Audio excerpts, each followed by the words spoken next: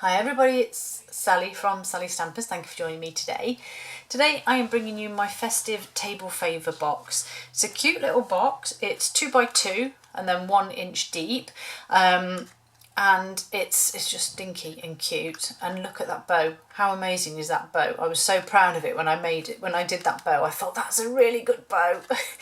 But yeah, so I made this cute little box, and it actually houses 2 of these little chocolates, so it's quite handy, as I say, as a little table favour, or even as a pillow gift or a thank you gift or anything really, and it's made using 1 sheet of the 6x6 DSP, so that's really good. I love this DSP. I think it's fabulous.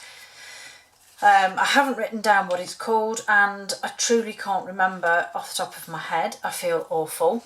Is it plaid tidings? Something like that, but anyway, let's make one because they're just so cute. So, as I said, a sheet of 6x6.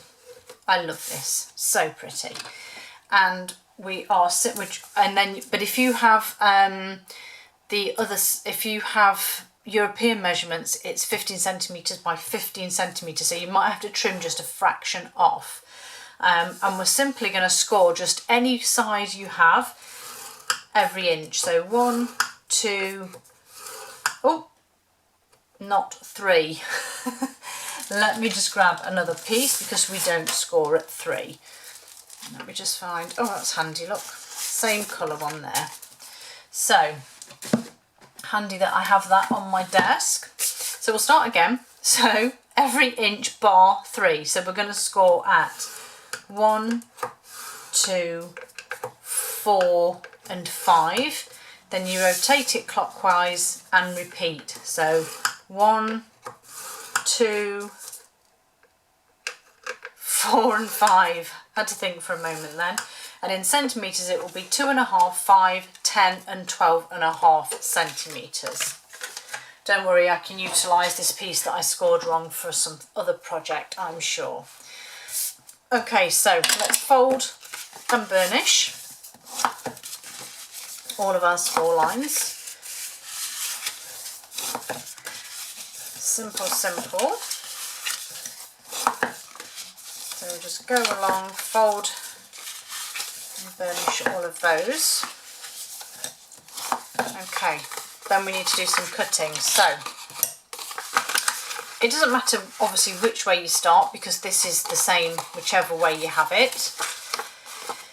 But what you need to be doing is, the first thing we need to do, and I'm going to do this a simpler way so it doesn't get too confusing. The first thing we need to do is cut away the corner. And I'm doing this, as I say, bit by bit so that hopefully you can follow it easier. And then you just will do the same for every corner. So we're going to cut away that corner. We're also then going to cut away the square next to it and the square below. Okay, so you end up with that step shape. We're then going to turn this one into a tab. So we're going to cut some wedges off and I'm actually going to trim it down a fraction. Okay, so now we're going to repeat that on this side. So cut your first corner away, then we cut the one next to it away and the one below. Then we're going to create a wedge with this one and trim a bit off. Okay, so we've got this left. Now we're going to rotate and do exactly the same on the opposite side, and if you're a little bit more involved now with this, you simply know which ones you're cutting off. So we'll just cut those wedges and a bit off.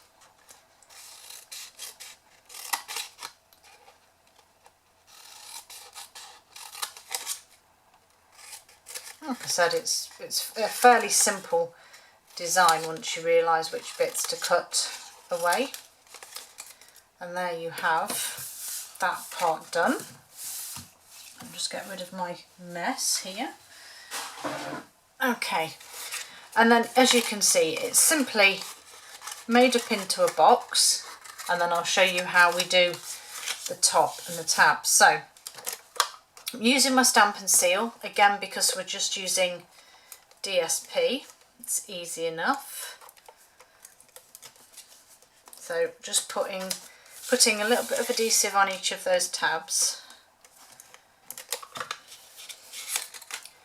and then just simply make them up into your box.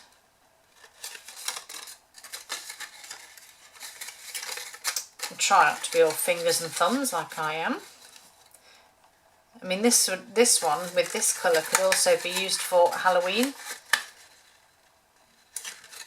Okay, so there's your box made, and you've got 4 pieces on the top. So I'm going to pop my chocolates inside, and then it's the old-fashioned folding of a box, a cardboard box if you like. So I'm going to put the side down nearest me, then I'm going to work my way round, and then this last corner is going to tuck back underneath that one. Okay, so you just have the fold like you would, like I said, an old-fashioned box. Then I've got some of my beautiful ribbon here. This is the beautiful embroidered ribbon, really pretty. I really do like this. And then I'm simply, that's sort of going to tie this into a bow. Now I'm fairly confident this isn't going to go as well as the last one. It isn't going to look anywhere near as pretty, but we'll try. We'll try and see how well this goes. And I'm trying not to pull the ribbon too hard so that I don't squash my box. Okay, so not too shabby actually. Straighten my box up a little bit here, tuck the ribbon over there, over that DSP there, because I just don't want it to catch, and sort of I want it to hold the pieces of the lid in place. There we go. No, not the best bow, but not too bad either. I don't even know how I made that bow so pretty before, but so I'm just going to trim the ends of this one. That's a bit crazy, that one. And crumbs. There we go. Right. And then it's just to put you a little bit of decoration on. So I've got my crumb cake here. I'm going to use, if I can find it, I think my rich razzleberry to go with my cardstock. And then I have Itty Bitty Greetings, as you know, a constant favourite of mine. And I am going with Trick or Treat on here. Pop it on the end there. And then the wonderful classic label punch. Oh, crumbs. Do you know, I've not used these for so long, I think it's seized up. And then just a simple punch of that, and then a couple of mini dimensionals, and I'm putting them either end here so that it will sit nicely over the ribbon, and then get off. This is just going to sit on there, and there we have it. My little festive table favour boxes. Hope you like them. Thank you for joining me, and hope to see you all again very soon. Bye.